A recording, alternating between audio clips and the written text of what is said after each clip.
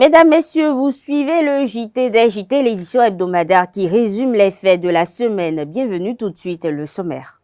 Une délégation gouvernementale s'est rendue dans l'arrondissement de Kaobagou, dans la commune de Kéru, lundi 15 mai 2023. L'objectif est de soutenir et consoler les victimes des familles endeuillées suite au drame de la nuit du 1er au 2 mai dernier ayant fait des morts. La Commission nationale de concertation, de consultation et de négociation collective a tenu sa première session ordinaire au titre de l'an 2023, mardi 16 mai dernier.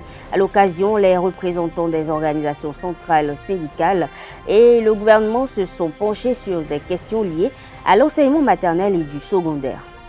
Un cessez-le-feu d'une semaine est conclu depuis samedi 20 mai entre les belligérants au Soudan, encadré par les États-Unis et l'Arabie Saoudite. Des précisions dans cette édition.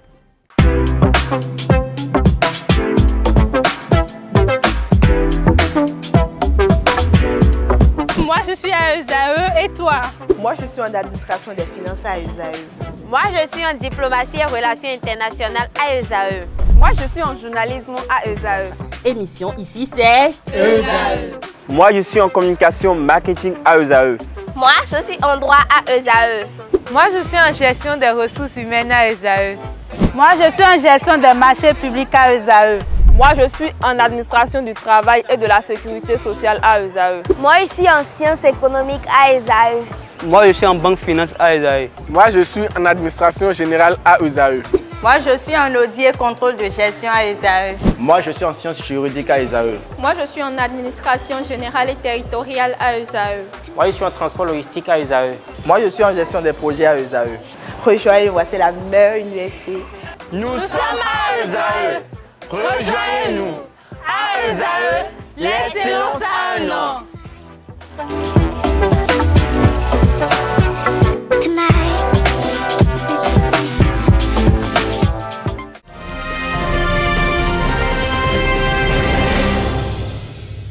Le processus de désignation des représentants béninois dans les parlements régionaux a démarré lundi 15 mai 2023 et a été suspendu par le président de l'Assemblée nationale, Louis Vlavonou. En effet, les députés de la 9e législature n'ont pu s'accorder sur la question de configuration politique ou la majorité-minorité parlementaire. Voici un extrait de leurs échanges au Parlement. Nous savons que depuis 2019, notre droit positif a évolué. Dans notre Constitution aujourd'hui, que dans notre code électoral, on ne parle plus de coalition de partis. Et en cela, il faut dire que la jurisprudence de la Cour constitutionnelle qui réglemente nos activités à l'Assemblée nationale est en retard. Et si on doit continuer de l'appliquer ainsi, on va briser certains principes de l'équité et de la justice. Quand je vois les clés de répartition qui sont présentées par la Commission, si on devait les adopter telles quelles, je puis dire qu'il y a un groupe qui sera léger. L'UP, le renouveau sera lésé, mais aussi, je pense que des minorités peuvent être lésées aussi. Parce que UP, le renouveau, a 53 députés, c'est UP qui est la majorité parlementaire. Non, il n'y a pas deux majorités parlementaires, il n'y a pas deux minorités parlementaires. Il y a une majorité parlementaire, une minorité parlementaire. À supposer qu'à l'issue des élections, puisque vous avez pris un exemple, moi je prends un autre contre-exemple, à supposer qu'il y ait une différence de nombre de députés avec le BR et que les démocrates aient 29 et que BR ait 27. Mais nous, là, 29 là, on est de quelle tendance? En quoi on est minorité? BR est minorité. C'est BR qui est minorité en ce moment. Donc, je crois que, tel que vous avez dit, s'il y a des centristes, il peut y avoir des intermédiaires. Minorité, c'est minorité. Majorité, c'est BR, UP. Conformément, comme le rapport l'a dit, conformément à la déclaration faite à la tribune. Nous refusons d'être des complétifs de nos amis de l'UP Le Renouveau. Nous sommes une entité politique entière. Il fallait voir pendant les élections nos confrontations sur le terrain. Aujourd'hui, on demande que nous allions les compléter pour que quand ils finissent de manger, il nous reste le reste. Nous refusons cela. La commission des lois a fait un travail fantastique qui malheureusement s'appuie sur des documents totalement caducs. Caducs depuis 11 ans. Et sans trop traîner sur la question, je vais inviter le président de la commission à retirer ou à récupérer ces rapports et nous inviter, nous qui sommes de la commission, à nous appuyer sur plutôt la configuration politique. Parce que si on ne le fait pas, ça va nous rattraper même ceux à qui ça profite aujourd'hui. 1,5 milliard de francs CFA est le montant que se partagent les partis politiques UPR, BR, les démocrates, FCBE, c'est la Commission électorale nationale autonome Sénat qui a procédé lundi 15 mai dernier à la remise officielle des chèques audit formation politique. C'est au titre du financement public. Notons que le financement est réparti au prorata du nombre d'élus communaux et députés. Reportage. L'Union progressiste Le Renouveau, le Bloc républicain, les démocrates et les forces Corée pour un Bénin émergent sont les 4 partis qui ont reçu l'invitation de la Sénat pour recevoir leurs subventions. L'UPR se taille la part belle avec un chèque de 706 870 921 francs. Viennent ensuite le BR, les FCBE avec 129 421 488 francs et les démocrates 118 165 137 francs. Avant la remise des chèques, le président de la Sénat a rappelé les conditions d'éligibilité. En ce qui concerne la clé de répartition globale, pour les élections législatives, c'est 40% du montant. Pour les élections locales, c'est 60% du montant. Le gouvernement a reconduit la même somme que l'année dernière, c'est-à-dire 3 milliards pour les 4 trimestres. Donc à raison de 750 millions par trimestre. Pour les élections communales, il n'y a pas de modification. Il n'y a que 3 partis qui ont des élus locaux, le FCBE, l'UP, le Renouveau et le Bloc républicain. Le parti Les démocrates n'a pas d'élus aux élections locales. Pour les élections législatives, donc le parti Les démocrates intervient.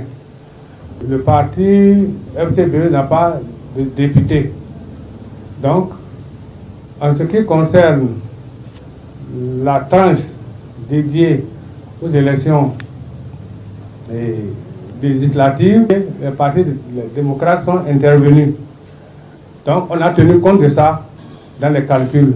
Selon l'article 5 de la loi portant financement public des partis politiques en République du Bénin, cette subvention est destinée à couvrir, entre autres, les charges liées au fonctionnement des partis, la promotion de leurs programmes politiques et leur participation aux consultations électorales.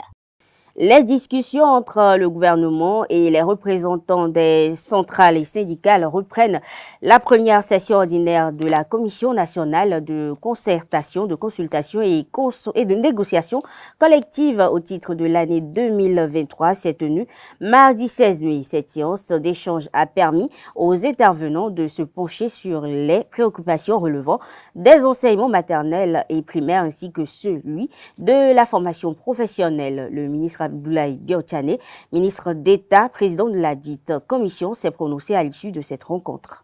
Cette première journée de cette première session a été consacrée essentiellement aux travaux sur le ministère de l'enseignement maternel et primaire et sur le ministère des enseignements secondaires, techniques et professionnels. Donc nous avons passé en revue les mesures qui ont été prises par le gouvernement pour satisfaire aux questions et aux doléances qui ont été formulées par les centrales sur ces deux ministères. J'ai rappelé d'entrée de jeu les mesures importantes qui ont été prises en fin d'année dernière et au cours de l'année dernière par le gouvernement dans le but de satisfaire l'amélioration des conditions de vie des travailleurs. Je veux rappeler que dans ce cadre-là, une importante augmentation de salaire a été faite en fin d'année dernière, variant en général entre 30 et 50% même. D'autres mesures ont été prises qui concernent donc les recrutements importants dans la fonction publique, mais aussi dans des entreprises du secteur privé ou parapublic. Ça aussi, c'était un des points de négociation avec les centrales. Et enfin, des mesures ont été prises concernant par exemple les retraités de la fonction publique, pour lesquels une augmentation des pensions a été consacrée en fin d'année dernière. On peut constater qu'il y a eu revalorisation des salaires, surtout dans le secteur public, où il y a eu des agents de certaines catégories qui ont eu une augmentation, surtout les sous-salaires. C'est essentiellement ça. Et encore que dans ce secteur public, il y a les gens, les fonctionnaires territoriaux, par exemple, qui n'ont pas été satisfaits. Il y a les agents conventionnés des sociétés comme l'ORTB, CNH et autres qui n'ont pas été satisfaits. Une rencontre s'est tenue entre les promoteurs d'établissements privés et la ministre de l'Enseignement supérieur, Eleonore Yaye-Ladecan, mardi 16 mai dernier. Ce rendez-vous a eu pour but de passer en revue le niveau de mise en œuvre des réformes opérées dans ce sous-secteur de l'éducation. Reportage. J'ai déclaré cette année l'année des épaisses. C'est une séance de travail qui se veut une rencontre de vérité entre la ministre de l'Enseignement supérieur et de la Recherche scientifique, Eleonore Yaye-Ladecan, et les promoteurs des établissements privés d'enseignement supérieur EPES, accompagnés de leur président de conseil scientifique. Son objectif se décline en 3 points. Il est remonté un certain nombre de plaintes, un peu de désespoir, je peux le dire, de votre part. On doit pouvoir tenir cette première session pour 3 raisons. La première raison, vous rassurer de ce que dans notre plan de travail, dans notre mission, au niveau du ministère de l'Enseignement supérieur et de la Recherche scientifique, il y a bel et bien le privé et le public. Deuxième raison, partager avec vous également un certain nombre d'actions. La dernière raison, c'est évidemment de vous écouter, parce que vous avez remonté un certain nombre de difficultés, telles que l'accompagnement de l'État, telles que l'homologation, etc. Où est-ce que nous en sommes?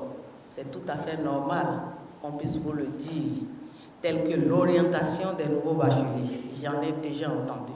Pendant environ 3 heures, l'autorité ministérielle a offert l'écoute à ses interlocuteurs afin de recueillir leurs préoccupations. Du respect des exigences d'ouverture à la création de conditions optimales permettant la suivi des EPES en passant par les offres de formation, les promoteurs lui ont exposé leurs difficultés et attentes. On a évoqué les programmes, on a évoqué l'obligation de respecter les exigences réglementaires, lesquelles exigences réglementaires devront être quand même mises au goût du jour parce que certains dérapages sont inhérents au fait de la caducité de certains tests. L'autorité également nous a rappelé nos obligations, les objectifs du gouvernement. Les EPS sont totalement aujourd'hui à bout. Nous n'avons plus d'étudiants. Et les gens croient qu'en baissant les frais, beaucoup de gens vont arriver par le système de demi-bourse, 150 000, 200 000 francs, mais en fin de compte, qui perd. Même avec 10 000 étudiants, vous ne pouvez jamais payer des professeurs compétents. Il faut que le ministère nous aide pour que nous puissions voir comment fixer les coûts de formation. Un sujet est revenu à plusieurs reprises lors des interventions. Il s'agit de la situation de la session anglophone au Bénin, appréhendée diversement. Il faut remarquer que beaucoup d'opérateurs non béninois se sont mis là-dedans, alors qu'il y a la question des risques de réciprocité. S'il n'y a pas réciprocité, personne n'a le pouvoir de se faire installer dans notre pays parce que notre pays, dans ce cadre-là, n'a pas d'accord de réciprocité. Les universités privées, il y en a beaucoup au Nigeria. Les universités d'État, il y en a plein, n'arrivent pas à absorber tous les bacheliers chaque année. Et c'est un manque à gagner pour le Bénin. Si nous nous organisons mieux, et si le Bénin voit ça, ce sera très profitable. La répression ne sert à rien, mais nous devons travailler main dans la main, essayer de trouver les voies et moyens pour pouvoir absorber ces gens-là. Et le bilinguisme, pourquoi pas? Il faut innover. La ministre Yaïla Dekan a rassuré les promoteurs des EPS et a réitéré la volonté du gouvernement du président Talon à les soutenir et non les asphyxier comme certains le pensent, ce qui passe par la mise en œuvre efficace des différentes réformes du sous-secteur grâce à un système de communication performant entre les acteurs. Sur la question des sessions anglophones, sur la question d'homologation, sur la question d'accompagnement de l'État, parce que je vois des questions d'imposition, etc., qui vous étouffent. Vous semblez ne pas pouvoir à vos côtés pour vous défendre. C'est ce que j'ai mis dans le volet amélioration de nos systèmes d'échange de communication. Si nous ne savons pas bien comment les choses se passent, vous convenez avec nous qu'il nous sera difficile de vous défendre. En voulant bien le faire, nous allons passer à côté et nous allons créer encore plus de problèmes. Et laissez-moi vous dire que le débat est là. Nous avons beaucoup de choses que nous allons devoir corriger. Nous allons devoir asseoir et nous allons mieux utiliser les opportunités. Au sortir de l'amphi Christophe Sadelet de l'ISBA de Cotonou, les échanges vont se poursuivre à travers d'autres canaux et promoteurs et autorités de tutelle sont disposés à trouver les voies et moyens pour l'assainissement et le développement du sous-secteur de l'enseignement supérieur privé au Bénin. La plateforme du fichier national des aspirants au métier d'enseignant supérieur a été officiellement lancée mardi 16 mai dernier à la salle Fleuve Jaune du ministère des Affaires étrangères présidée par la ministre de l'Enseignement supérieur Éléonore Yaïla Dekan. La cérémonie de mise en service a connu la présence de Aurélie Adamsoulé-Zoumarou, ministre du numérique et de la digitalisation, ainsi que des membres de la délégation au contrôle de la délégation générale au contrôle et à l'éthique. Reportage. Pour accéder à la plateforme d'inscription au fichier national des aspirants au métier d'enseignant du supérieur FNAS, il faudra vous rendre à l'adresse https://.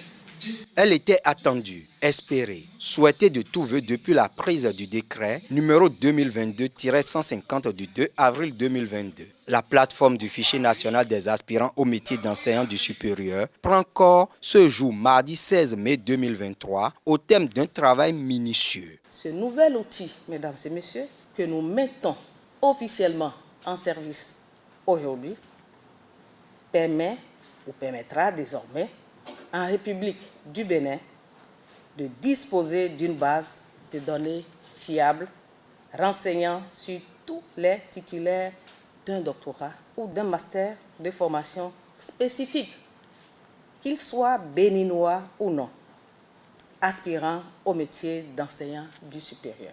Cette plateforme va permettre aux universités publiques comme privées d'identifier et de sélectionner des enseignants qualifiés pour les différentes offres de formation. Fortement, nous avons insisté sur tous les détails afin que cet outil puisse non seulement nourrir les besoins au niveau des universités, mais également les besoins au niveau des privés, au niveau des autres secteurs. Ils ont besoin d'un certain nombre de profils. Ils peuvent venir demander la situation de cette plateforme. Et cette plateforme sera évidemment actualisée régulièrement. De sorte que ceux qui sont inscrits et qui finalement se trouvent recrutés vont sortir de la plateforme pour laisser la place à d'autres. Et tout cela sous la rigueur, le regard rigoureux de la délégation générale au contrôle et à l'éthique. Pour la conception de la plateforme, le ministère de l'Enseignement supérieur et de la Recherche scientifique a bénéficié de l'appui d'autres départements ministériels, notamment du ministère du Numérique et de la Digitalisation. Cette plateforme ne fait pas exception, et d'autant plus qu'elle est un peu à la croisée de chemins, je vais dire, essentiels. C'est d'abord l'éducation, un élément important, nous le savons, pour notre pays, un secteur de grande importance, et à la croisée aussi du secteur de l'emploi, parce qu'on parle de la plateforme qui va permettre à des personnes de pouvoir postuler. Et donc, nous y avons mis tout le sérieux, toute la minutie pour nous assurer qu'elle sera à la hauteur de ce qui est attendu d'elle. Le fichier national des aspirants au métier d'enseignant du supérieur présente une spécificité en ce qui concerne le corps des médecins. Conformément au processus de recrutement des enseignants du supérieur, ceci ne constitue qu'une première phase du processus, à l'exception des internes des hôpitaux, qui, eux, reçoivent une dérogation à l'heure accordée parce qu'ils font également un processus à peu près rigoureux et pour leur sélection. Donc leur inscription dans le fichier vaut pour eux recrutement. À compter de ce jour de mise en service officielle de la plateforme, les aspirants au métier d'enseignant du supérieur peuvent s'inscrire dans la base de données jusqu'au 15 juin 2023. L'Institut national des recherches agricoles du Bénin a organisé un atelier de sensibilisation au profit des chercheurs des centres de recherche agricole sur la nécessité de protéger les nouvelles variétés végétales. C'était le 11 mai dernier à Aboumey-Calavi. Suivez le reportage.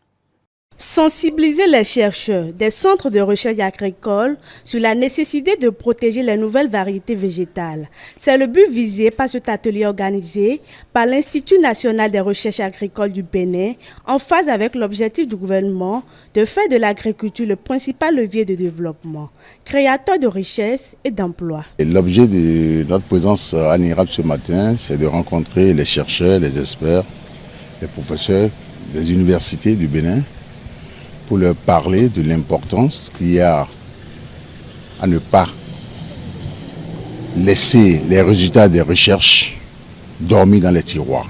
Et de savoir qu'au niveau de l'Organisation internationale de la propriété intellectuelle, qui est l'OAPI, qui regroupe la propriété industrielle également, il y a des dispositions qui sont en leur faveur pour les protéger par rapport aux résultats de la recherche, afin que des personnes mal intentionnées n'exploitent pas les résultats à des fins inavouées. Les différentes communications auxquelles ont eu droit ces chercheurs venus des laboratoires et universités publiques comme privées du Bénin ont insisté sur la nécessité de protéger leurs propriétés industrielles et agricoles. Pour ce faire, les participants sont invités à déclarer leurs propriétés industrielles et agricoles à l'Organisation africaine de la propriété industrielle. Le BIBEDRA s'occupe justement des œuvres de l'esprit. Mais par contre, pour les œuvres liées à l'industrie, c'est l'OAPI qui s'en occupe au niveau international. Et l'OAPI a dans les pays des antennes à des structures nationales de liaison. Et pour le cas du Bénin, c'est justement un des services du ministère de l'Industrie, le service national de promotion de la propriété industrielle qui s'en occupe. Et ce service est logé justement à la direction du développement industriel, d'où notre présence ici. À l'entame de cet atelier, le directeur général de l'INRAB, épicentre des recherches dans le domaine agricole, a fait cette déclaration. Il faut à cette occasion relever l'importance de cet atelier, comme je venais de le dire. Et cet atelier qui permettra de satisfaire à un besoin réel, celui de garantir la pérennité de certaines semences. Plusieurs activités à l'instar de cet atelier sont prévues au titre de cette année 2023, toujours dans le but d'imprégner les chercheurs scientifiques du domaine agricole de l'importance de la sauvegarde et de l'appropriation légale de leurs travaux de recherche supérieure. Sous l'égide de l'aumônerie nationale des cadres et personnalités politiques et de la conférence épiscopale du Bénin, un colloque sur le vivre ensemble au Bénin s'est tenu vendredi 19 mai au Palais des Congrès de Cotonou. Cet élément illustre davantage les assises. Suivez plutôt. Dans cette salle bleue du Palais des Congrès se déroule un colloque axé sur le thème « Le vivre ensemble au Bénin bâti sur les fondamentaux de la conférence des forces vives de la nation. Quelle responsabilité pour les citoyens, les acteurs politiques et les institutions ?»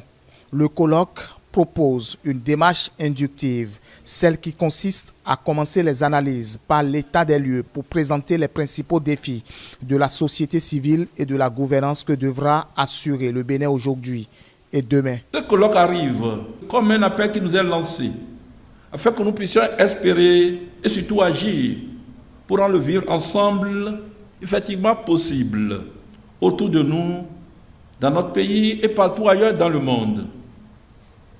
Les thèmes de référence de ce colloque soulignent bien le rôle joué par l'Église ici au Bénin en réponse à nos requêtes, ainsi qu'au devoir de solidarité humaine et de témoignage de la foi en Dieu, en Jésus-Christ.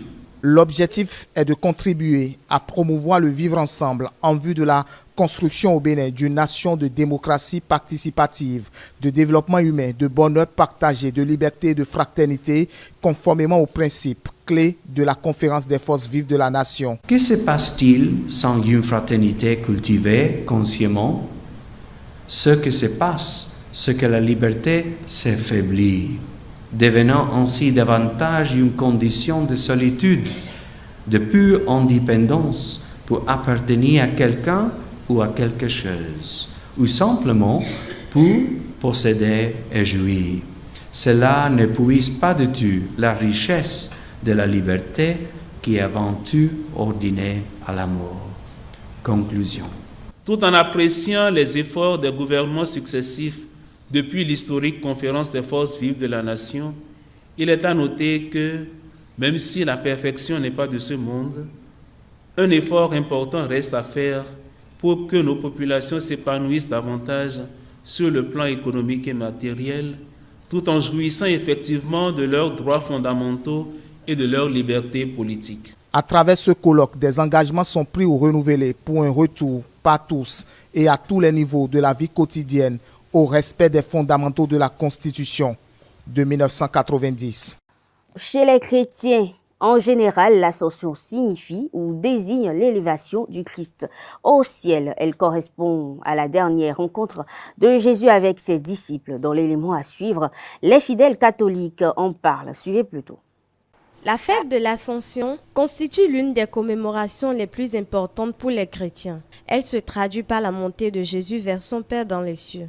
Quelques catéchumènes rencontrés à la paroisse Bon Pasteur de Cotonou nous livrent leur compréhension de cette solennité. L'Ascension, c'est l'élèvement de Jésus vers son Père pour que la gloire du Père soit connue par tout le monde et que tout ce qu'on va lui demander, on va le recevoir par sa grâce. Cette fête est une grande solennité pour l'Église catholique chrétienne. L'Ascension représente l'espérance des chrétiens en l'Esprit Saint. Je sais que l'Ascension est le jour où il promet à ses disciples de revenir. Avant de partir, il nous a promis d'envoyer un guide pour nous aider à se rappeler de toutes les leçons qu'il nous a apprises. L'Ascension est également un élément essentiel de la foi chrétienne. Elle est célébrée le 40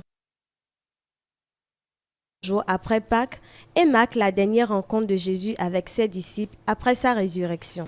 Passé 40 jours et après Pâques avec Jésus, Jésus ressuscité d'entre les morts, il monte au ciel le jour de la fête de l'Ascension pour prendre une autre dimension, sous une autre forme. Ce n'est pas qu'il nous laisse, nous les chrétiens ici, mais il remonte. Il nous couvre de sa protection sous une autre forme. Il ne nous abandonne pas, mais il va au ciel pour d'autres événements, pour toujours notre bien-être sur terre. Jésus, après sa résurrection, il a passé quelques moments avec ses disciples et il est monté aux cieux. Et je me dis, c'est le moment de vivre vraiment le départ de Jésus de la terre pour le ciel. Et Jésus, il est parti au ciel, c'est pour nous préparer de place auprès de son Père, pour que tout chrétien, en quittant ce monde qui est un monde éphémère, puisse vraiment espérer trouver ce monde durable qui nous attend. La fête de l'Ascension, c'est la fête qui rappelle la montée de Jésus au ciel. La montée de Jésus au ciel parce que Jésus a vécu parmi les hommes, il est resté, il a subi la passion, il est décédé et il est ressuscité. Et après sa résurrection, il s'est révélé à ses disciples et à maints endroits et après, il est monté au ciel. Cette fête liturgique célébrée le jeudi de la 5e semaine après Pâques comporte aussi une multitude de grâces. La grâce de l'Ascension se reçoit selon ta vocation, ta foi et ton implication dans l'affaire de l'Église. Je crois que le pilier même, c'est l'Esprit Saint. C'est le Saint-Esprit, le Paraclet. C'est lui que nous recevons avec la montée au ciel. Parce que Jésus en partant dit, je ne vous laisse pas orphelins et je vous enverrai le Saint-Esprit. Les fidèles sont donc dans la joie, tout en espérant le Saint-Esprit, le Consolateur, le jour de la Pentecôte.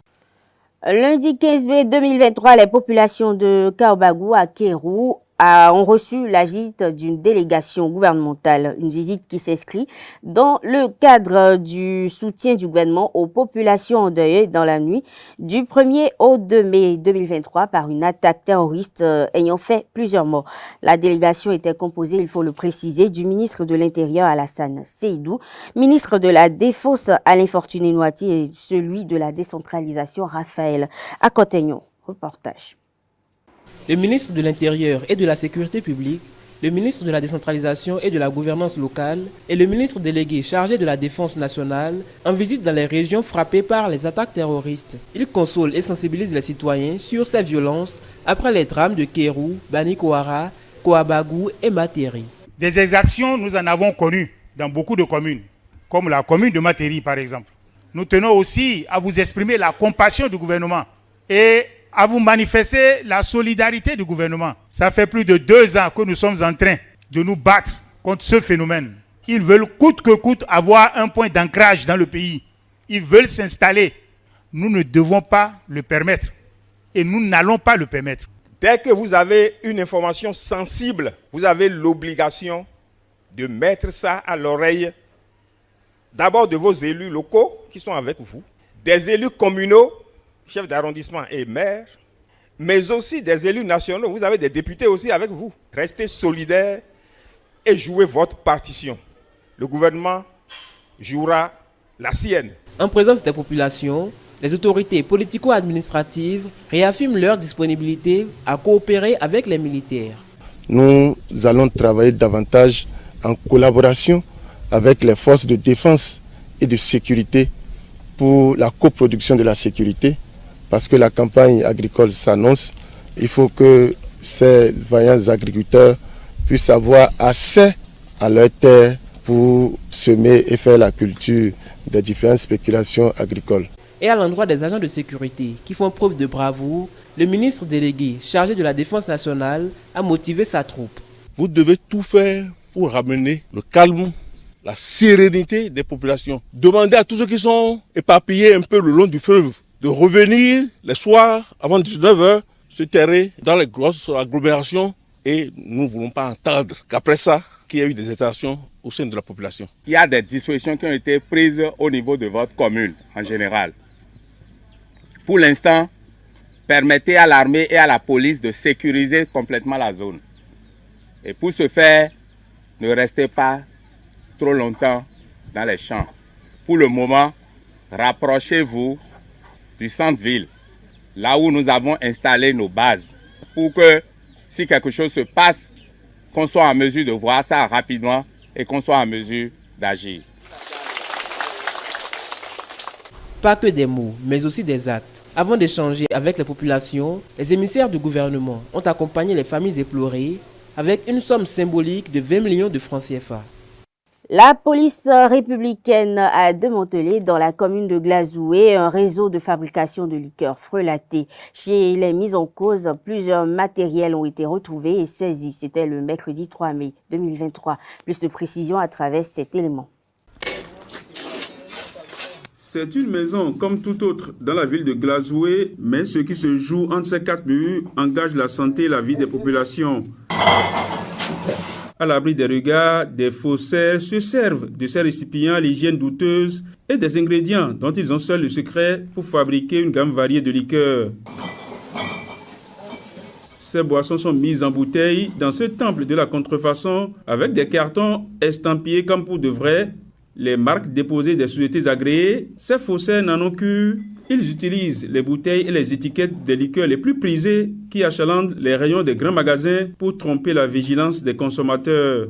C'est suite à des informations livrées à la direction départementale de l'industrie et du commerce du Zoo des Collines que le réseau a été démantelé avec l'appui des éléments de la police républicaine. Comme vous le constatez, il a des ingrédients dans sa chambre. Il se permet de fabriquer un certain nombre de liqueurs. Il utilise même les étiquettes de certaines boissons qui sont reconnues propres à certaines sociétés de production et même des bouteilles. Surpris en flagrant délit, l'un des faussaires indique le mode opératoire et les diverses ramifications du réseau. C'est un acte pénal. La procédure judiciaire sera engagée, c'est la consommation. On consomme. Et quand on consomme, ça peut tuer progressivement. Donc vous avez le temps de dépenser tout ce que vous avez comme économie à l'hôpital. Et finalement, le mal vous emporte. La santé des populations est ainsi à l'épreuve de l'industrie du faux dans le département des Collines et même au-delà. Plus de 900 bouteilles saisies. La quantité des produits appréhendés lève un coin de voile sur l'ampleur du phénomène qui sévit dans le département des Collines. Hors du Bénin, plus précisément au Soudan, les représentants de l'armée soudanaise dirigée par le général Abdel Fattah al-Burhan et les paramilitaires des forces de soutien rapide du général Mohamed Hamdan Daglo acceptent le cessez-le-feu d'une semaine. Lundi 22 mai, à compter de 21h45 heure locale. L'annonce a été faite dans un communiqué conjoint de l'Arabie Saoudite et des États-Unis. D'après Washington, les deux parties ont promis faciliter l'acheminement et la distribution d'aide humanitaire et de retirer leurs troupes des hôpitaux et bâtiments de services publics. Les responsables américains précisent qu'il ne s'agit nullement d'un début de processus ou de négociation politique, mais rassurent que Washington et Riyad vont poursuivre leurs efforts pour tenter de sortir le Soudan de la crise. Sport, dans cette édition, la Confédération africaine de football CAF a rendu son verdict tant attendu dans l'affaire du recours déposé par le Bénin contre le Rwanda. Mardi 16 mai dernier, le jury disciplinaire de la CAF a tranché en faveur du Bénin en lui accordant une victoire de 0-3 buts sur tapis vert. Quelques citoyens au courant de cette actualité saluent la décision de la CAF et se projettent sur les prochains matchs des Guépards. Cette décision de la CAF est salutaire parce que la tricherie n'est pas au rendez-vous à l'heure actuelle. Merci à la CAF.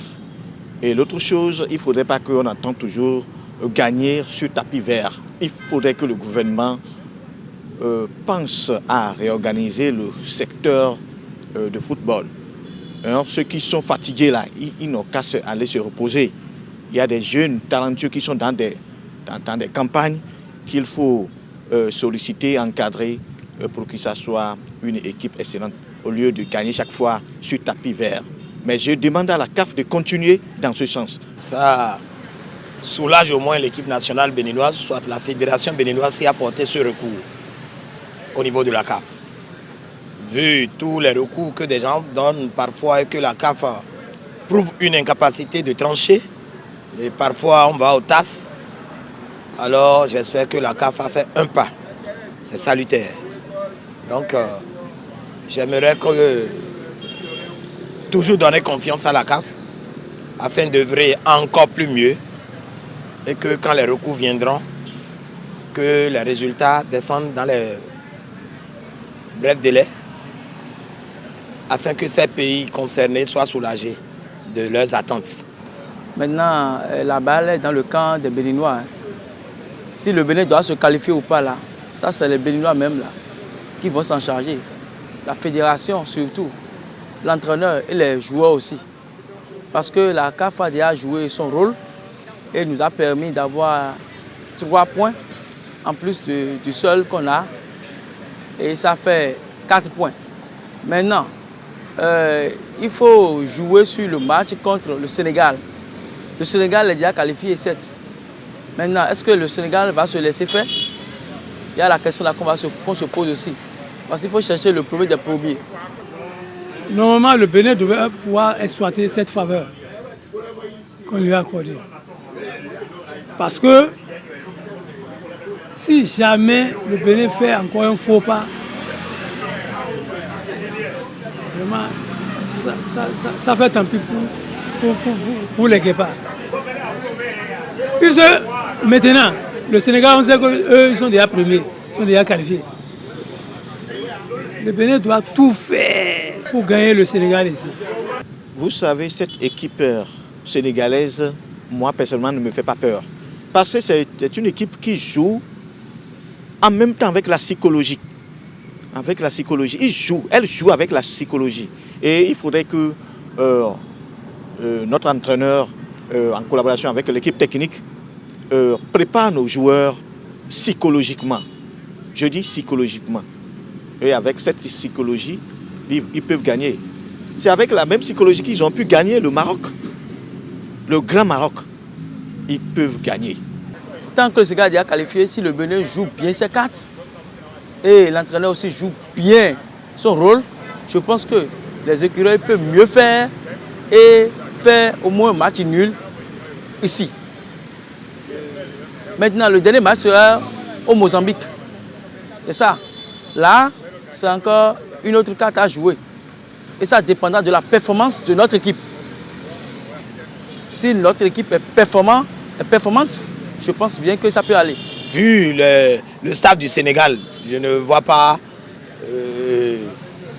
mathématiquement, je ne vois pas une victoire directe du Bénin face au Sénégal. Je ne le vois pas, Parce que si on voit la forme du Sénégal aujourd'hui, vraiment c'est salutaire. Ça veut dire qu'ils ont travaillé de longue haleine afin d'avoir ce résultat. Mesdames, Messieurs, ainsi prend fait cette édition. Merci de l'avoir suivi. Excellente soirée à toutes et à tous et à la prochaine édition.